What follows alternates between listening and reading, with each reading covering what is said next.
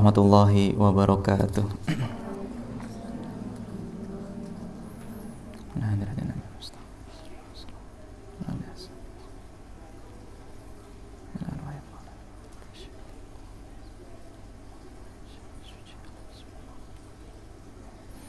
Al-Fatihah. A'udzu billahi minasy syaithanir rajim. Bismillahirrahmanirrahim. Alhamdulillahi rabbil alamin. Ar-Rahmanir Rahim. Maliki yaumiddin.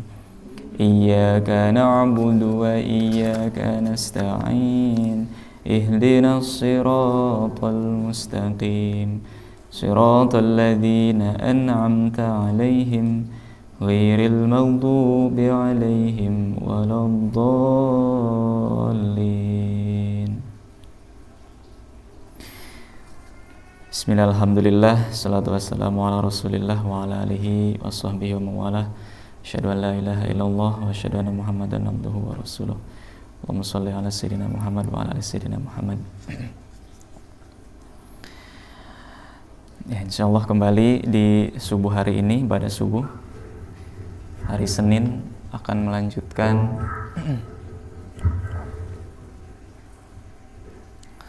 pembahasan di kitab Fathul Qorib, ya. Bab atau fasal apa?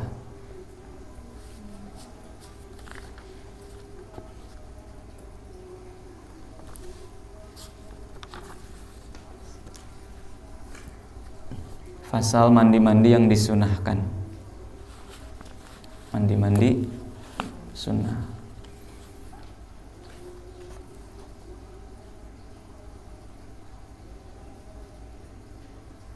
Faslun, awal fasalnya, ya. Awal pasalnya dulu wal iltisalatu, dan beberapa mandi. Al-masnunatu, yang disunahkan, sab'ata asyara, ada 17 ghuslan, 17 mandi. Ada berapa yang disunahkan? Mandi yang disunahkan 17. Yang pertama mandi yang disunahkan adalah ghuslul Jum'ah, mandi Jumat bagi orang yang menghadiri sholat Jumat.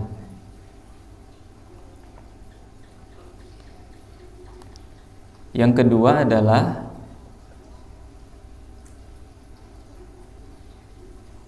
wa ghuslul idain, mandi pada 2 hari raya. Hari raya apa? Idul Fitri dan Idul Adha. Udah 3 tuh, ya, sunnahnya. Mandi Jumat, mandi Idul Fitri, mandi hari raya Idul Adha. 3. Wal istisqa, dan mandi istisqa, yaitu mandi meminta hujan dari Allah. 4. Wal khusufi, dan mandi karena hendak melakukan sholat gerhana lil qamari, gerhana bulan. Berapa tuh?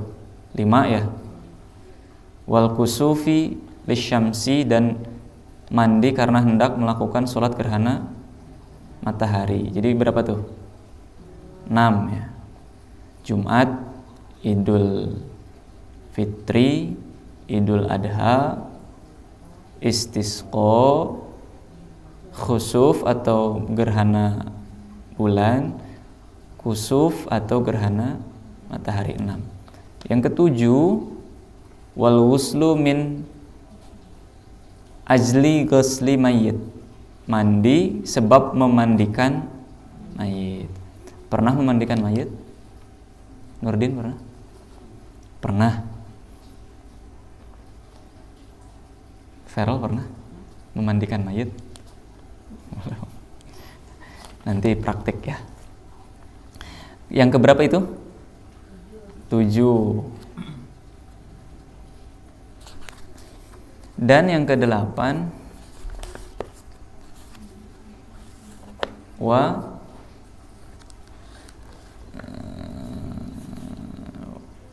ghuslul kafiri idza aslama, dan mandinya orang kafir ketika masuk Islam. Itu dia yang ke-8. Wal majnuni wal mughma alaihi idza afaqa. Mandinya orang yang majnun, orang gila atau pingsan ketika telah sembuh. Itu yang ke-8. 9. Nah, sekarang yang ke-10 ya. Sekarang kita masuk yang ke-10. Bismillahirrahmanirrahim. Wal ghuslu inda iradatil ihram. Dan yang ke-10,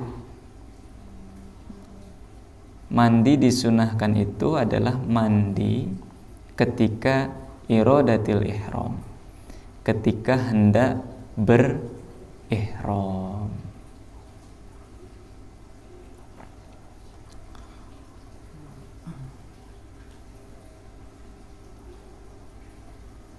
Wala farqa fi hadzal ghusli, dan tidak ada perbedaan dalam mandi ini baina balighin wa ghairihi, di antara orang yang sudah baligh dan orang yang selain balighnya.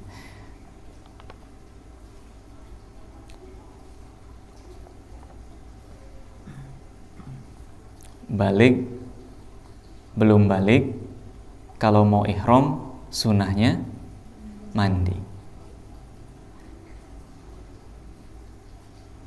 Wala baina majnunin wa aqilin, dan tidak ada perbedaan antara orang majnun, orang gila, dan orang yang akalnya sehat. Kalau mau ihram sunahnya mandi.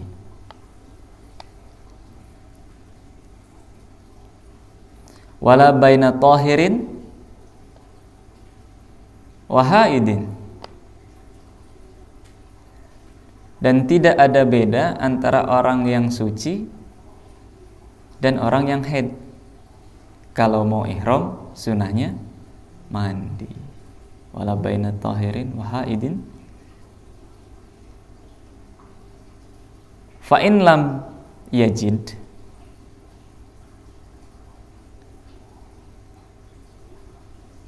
al-muhrimul ma'a tayammama, dan jika tidak menemukan,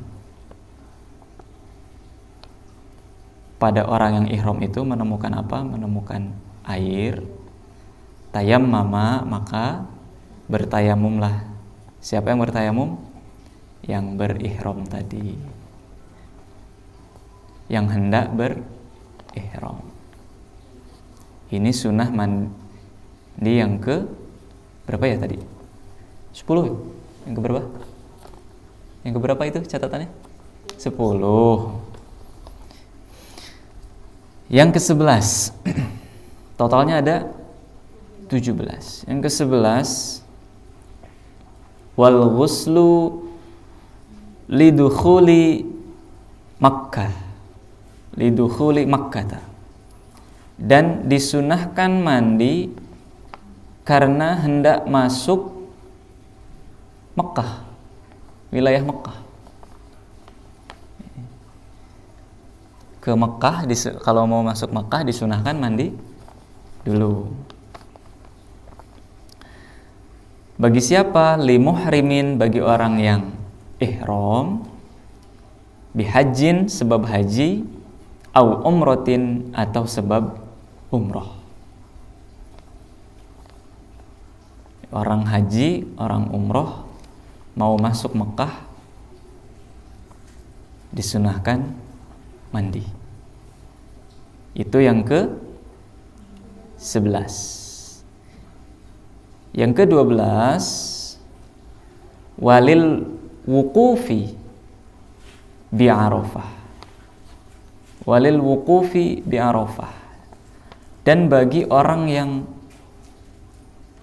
wukuf di Arafah disunahkan untuk mandi.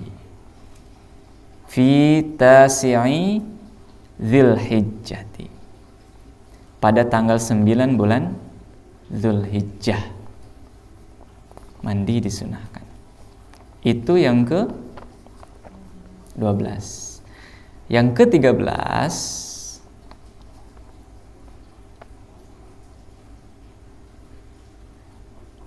walil mabiti, dan karena mabit itu bermalam. Walil mabiti bimusdalifata, di Musdalifah, mandi karena bermalam di Musdalifah. Yang bermalam di Musdalifah, yang mabit di Musdalifah itu disunahkan untuk mandi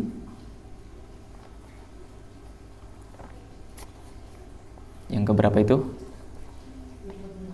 13.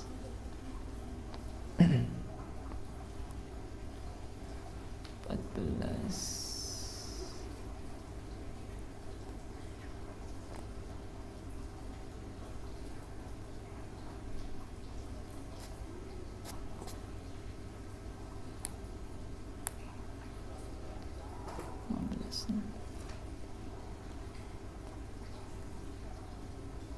Masih di 14 juga, ini adalah wali romyil jimar, dan karena melempar jumroh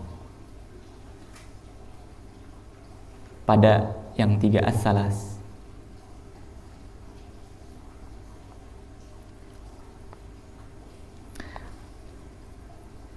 Fi ayyamit tasyrik, pada hari-hari tasyrik as-salasah yang 3. Hari tasyrik kan ada 3 ya, 3 hari.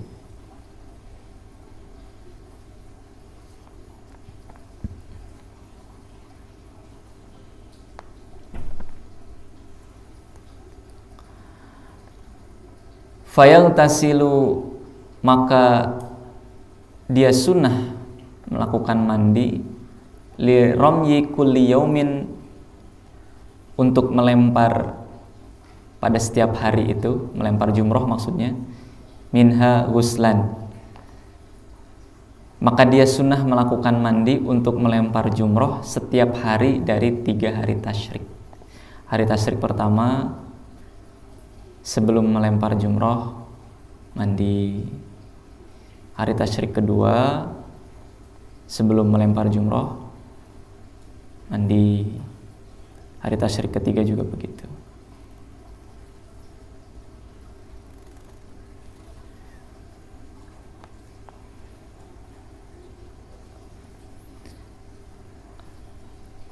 Sedangkan amma romyu jamrotil aqobah, sedangkan untuk melempar jumroh aqobah fi yaumin nahri, pada hari kurban, fala yaghtasilu, maka tidak disunnahkan untuk mandi lahu kepada mereka,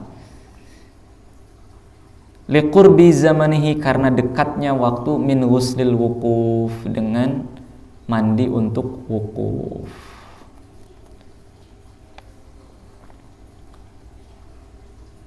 Amma romyu zamratil aqobah fi yaumin nahri fala yaghtasilulah liqurbi zamanihi min ghuslil wukuf.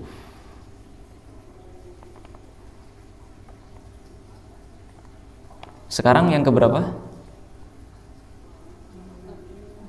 14. Wal ghuslu lit tawafi, dan mandi untuk tawaf. As-sadiqi, yang mencakup bitawafi qudum, bitawafi qudumin, tawaf qudum. 14. Tawaf qudum ini yang keempat, Wa ifadatin, tawaf ifadah yang ke 15. Wa wada'in, tawaf wada yang ke 16. Nah, yang ke 17 adalah wa baqiyatul aghsal, mandi sunnah lain. Wa baqiyatul aghsalil masnunah mazkuratun fil mutawwalah. Dan mandi sunnah yang lain selain yang disebutkan telah dijelaskan di kitab-kitab yang panjang keterangannya. 17. Atau kalau yang tadi mabit dan jumroh dipisah, 17 yang selain keterangan selain ini berarti maksudnya di luar yang 17 itu. Di semuanya 17. Nah, sebagai tambahan ya, sebagai pengayaan dari Fathul Qorib ini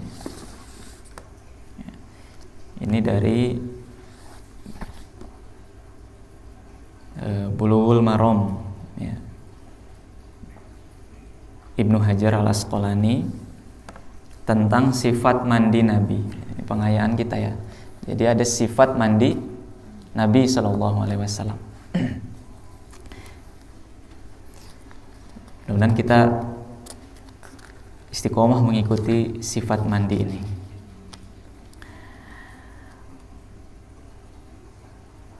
Wa an Aisyah radhiyallahu anha qalat kana Rasulullah sallallahu alaihi wasallam idza igtasala minal janabah yabda'u fayaghsilu yadayhi thumma yufrighu biyaminihi ala shimalihi fayaghsilu farjahu thumma yatawadda thumma ya'khudhul ma fayudkhilu asabi'ahu fi usulis sya'ri thumma hafana ala ra'sihi thalatha hafanatin thumma afadu ala sa'iri jasadihi thumma ghasala rijlaihi. Muttafaqun alaih.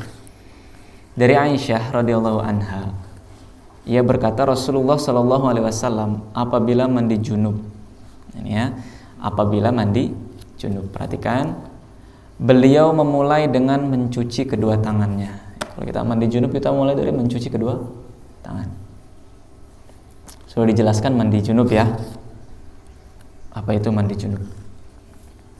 Beliau memulai dengan mencuci kedua tangan. Pertama. Kemudian mengguyur tangan kanannya dulu, kemudian baru tangan kirinya. Ya, habis dicuci kemudian diguyur. Diguyur tangan kanan, lalu diguyur tangan kiri. Lalu beliau mencuci kemaluannya. Baru kita cuci kemaluan. Kemudian berwudu. Lalu mengambil air dan membersihkan sela-sela rambut ini dengan jari. Jadi habis wudu terus rambut di sela-sela begitu. Ya, sampai airnya masuk ke apa di sini, ada apa di sini? Ada pori-pori ya, kulit kepala gitu, pakai jemari gitu, dibersihkan. Lalu mengguyur kepala 3 kali. Setelah itu kemudian meratakan air seluruh tubuhnya. Baru kemudian beliau mencuci kedua kakinya. Sekali lagi, kalau kita mandi junub, pertama apa? Cuci tangan. Kemudian guyur ini tangan kanan, lalu guyur tangan kiri. Berarti sampai sini ya, diguyur ya, diguyur gitu, bersihkan. Kemudian cuci kemaluan karena kita mandi wajib kan, mandi junub. Kemudian setelah dibersihkan, wudu biasa. Wudu, setelah wudu ambil air dan wudu sampai kaki berarti ya tadi. Lalu bersihkan ini sela-sela rambut, gitu. Kemudian cuci kedua Habis di sela-sela, kemudian guyur kepala berapa kali? 3 kali. Lalu barulah setelah itu ratakan air ke seluruh tubuh, baru cuci kedua kaki. Nah habis itu selesai tunai, nah silahkan pakai sabun, silahkan pakai sampo gitu. Ya, jadi kita tunaikan dulu yang ini, kita ikuti dulu sifat sunnah mandi Nabi. Setelah itu baru tuh boleh. Kalau udah pakai sabun, pakai sampo, gerakannya bebas ya. Mau yang mana dulu sama dulu, gitu ya. Karena ini mandi junub ya. Ada pertanyaan dari perempuan. Dari perempuan. Wa an Ummi Salamah, dari Ummu Salamah radhiyallahu anha. Qalat, ia berkata, qultu, aku bertanya, ya Rasulullah, wahai Rasulullah, ini sesungguhnya aku imro'atun adalah wanita asyaddu yang sangat tebal, sya'ra ra'si, sangat tebal kepang rambutnya. Nah ini ya, yang perempuan yang tebal rambut, kepang rambutnya. Ini pernah ditanyakan oleh Ummu Salamah. Pertanyaannya apa? Afa'an kuduhu li ghuslil janabah? Apakah aku harus membukanya untuk mandi junub? Kepang itu apakah harus dibuka? Wa fi riwayatin, dan dalam riwayat lain, wal haidah, dan mandi haid setelah bersih dari haid ya. Faqal, beliau sallallahu alaihi wasallam bersabda, la, tidak usah. Innama yakfiki, sesungguhnya kamu antahsi ala ra'siki thalatha hathayatin, kamu cukup mengguyur kepala 3 kali. Rawahu Muslim.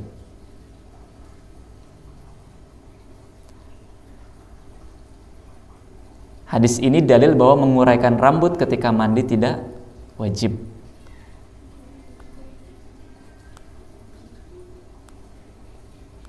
Namun, nah ini ya.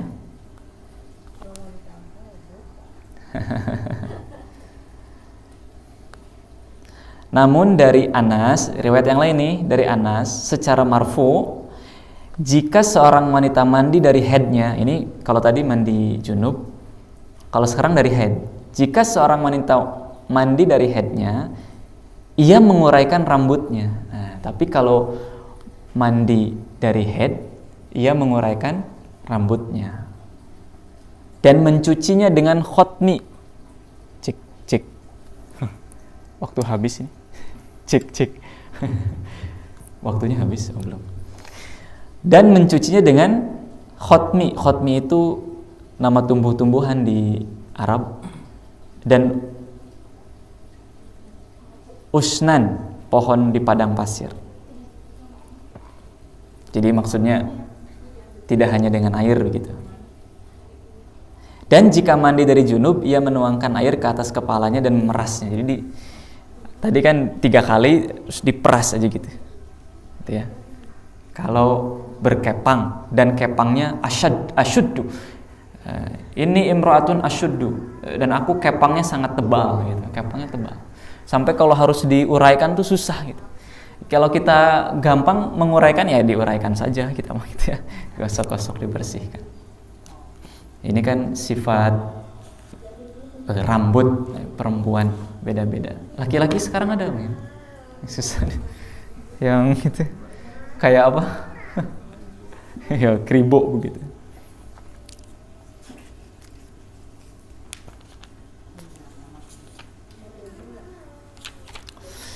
Wa an Aisyah radhiyallahu anha, dan ada juga hadis dari yang datang dari Aisyah radhiyallahu anha. Qalat, Aisyah berkata, qala Rasulullah sallallahu alaihi wasallam, Nabi sallallahu alaihi wasallam bersabda, "Inni, sesungguhnya aku la uhillu, tidak menghalalkan al-masjida, masjid, lihaidin, bagi wanita yang haid, wala junubun, dan bagi orang yang junub."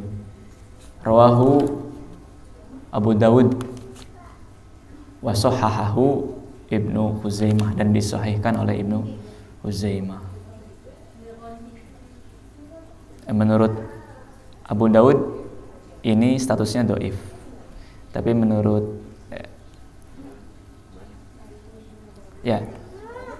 oleh Ibnu Huzaimah ini disahihkan. Ya. Jadi tidak halal masjid bagi wanita yang haid atau orang yang junub. Menurut Ibnu Huzaimah ini sahih. Ya, tapi menurut yang lain ini dhaif. Hadis ini jadi dalil wanita haid dan orang junub tidak diperbolehkan masuk masjid, dan ini adalah pendapat jumhur. Jumhur itu berarti mayoritas, ya. Lagi bagi yang sudah menikah, karena ada yang sudah menikah di sini. Yang belum menikah jadi ilmu. Ya, prakteknya nanti kalau sudah sah. Wa anha qalat, dan dari Aisyah juga ia berkata, kuntu dulu agtasilu, aku pernah mandi junub. Ana wa Rasulullah, dan mandi bersama Rasulullah. Ya. Aisyah ini istri Nabi, ya. Min ina'in wahidin, dalam satu bejana. Takhtalifu aidina, tangan kami saling bergantian, fihi minal janabah, dalam mengambil air. Muttafaqun alaih.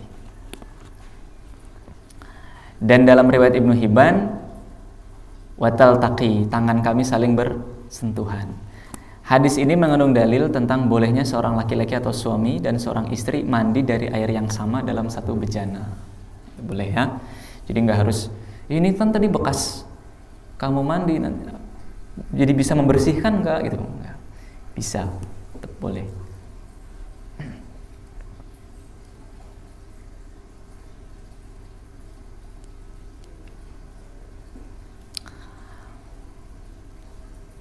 Terakhir, wa Nabi Hurairah radhiyallahu an, dari Abu Hurairah radhiyallahu an, qala, ia berkata, qala Rasulullah sallallahu alaihi wasallam, Rasulullah bersabda, inna tahta kulli sya'ratin janabah, sesungguhnya di setiap helai rambut itu terdapat janabahnya. Falsilu sya'ra, maka cucilah rambutmu. Wa angkul bashar, dan bersihkanlah kulitnya. Hadis riwayat Abu Dawud dan At-Tirmidzi. Hadis ini menjadi dalil tentang kewajiban mencuci semua anggota badan dalam mandi junub, dan tidak boleh ada sesuatu pun yang dibiarkan.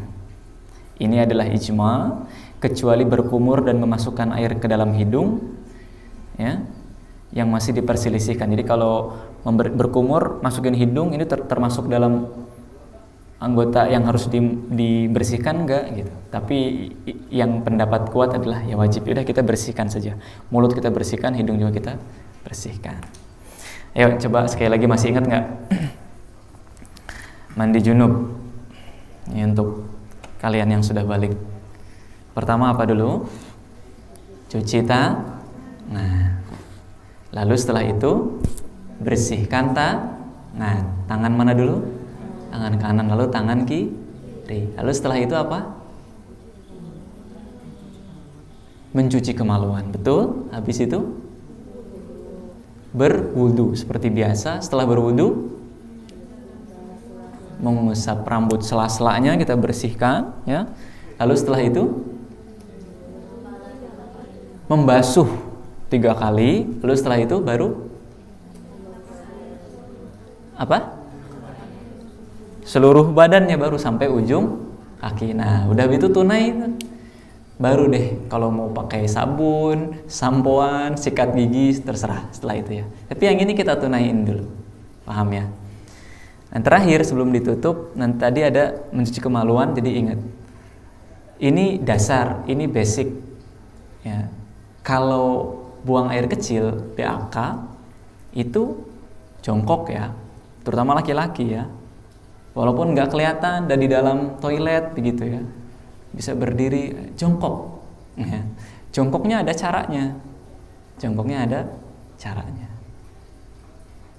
Kaki kiri agak maju sedikit ke depan, kaki kanan mundur sedikit ke belakang, gitu. Lalu setelah itu sebelum dicuci, dehem dulu. Untuk apa dehem? supaya kalau masih ada sisa-sisa keluar dengan dehem itu.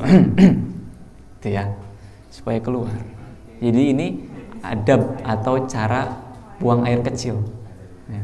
Tapi ini dasar, karena kalau enggak nanti kebawa ke pakaian dalam kan, ke celana dalam, terus kita bawa sholat kan, jadi tidak sah ya. Kita harus pastikan harus bersih nih semua pakaian kita. Nah, habis daham dibersihkan tuh semuanya, jangan sampai ada sisa. Kalau pakai bahasa ya toh itu punya sendiri, sentuh-sentuh deh gitu ya, pegang-pegang deh gitu ya, urut-urut deh, pokoknya keluarin semua sisanya ya, sampai situ baru dibasuh. Itu cara kita sebagai apa? Yang buang air kecilnya. Nah, adab kita kepada toiletnya, karena toiletnya kan si WC itu terbuatnya dari apa? Yang putih itu terbuatnya dari apa? Keramik itu. Yang putih itu keramik ya. Nah, keramik itu kalau dia kena air seni, air kencing ya, tapi dia kering sebelumnya, kalau langsung kena air pipis itu jadi cepet kuning, berkarat. Nah, ini mah adab kita aja kepada si WC itu ya. Sebelum kita buang air, itu kita alirkan dulu dengan air bersih gitu. Kita ambil dulu air gayung, basahin dulu tuh si ininya, si WC-nya, si tempat kita mau buang air kecil di situ, basahin dulu. Supaya apa? Supaya pas kita keluarin air seni atau air pipis itu, air kencing itu nggak jadi bikin bau, nggak jadi bikin kuning gitu ya. Jadi kita gabungkan tuh. Kitanya pipis gimana, tempat yang akan kita pipisi gimana. Ya. Kita perhatikan semuanya. Ya. Dan demikianlah muslim atau muslimah mendapatkan ajaran atau pendidikan. Dari bangun tidur sampai tidur lagi ada caranya. Dari yang kecil, perkara masuk toilet, bagaimana kita di dalam toilet, sampai masuk kota Mekah tadi ya, untuk ihram, haji, semuanya ada aturannya. Inilah luar biasanya Islam ya. Wallahu a'lam bishawab. Mari kita tutup dengan berdoa. Wassallallahu ala sayyidina Muhammad wa ala ali sayyidina Muhammad. Salam radhiyallahu ta'ala an kulli sahabati Rasulillah ajmain. Amin ya Allah ya rabbal alamin. Allahumma ighfir lil muslimina wal muslimat wal mu'minina wal mu'minat. Al-ahya'i minhum wal amwat bi rahmatika ya arhamar rahimin. Allahumma ya Allah ya Rahman ya Rahim ya Hanan ya Manan ya Dayan ya Sultan ya Bada samawati astaghfir. Allahumma ij'alna wa lana wa talamidana min ahli al-ilmi wal khair wa la taj'alna ayyuhum min ahli syarri wad dar. Rabbana atina fid dunya hasanatan wa fil akhirati hasanatan wa qina adzabannar. Sallallahu ala khairil qaisina Muhammad sallallahu alaihi wasallam. Fadlika subhana rabbika rabbil izzati amma yasifun wa salamun alal mursalin walhamdulillahi rabbil alamin. Subhanakallahumma wa bihamdik asyhadu an la ilaha illa anta astaghfiruka wa atubu ilaik. Wassalamualaikum warahmatullahi wabarakatuh.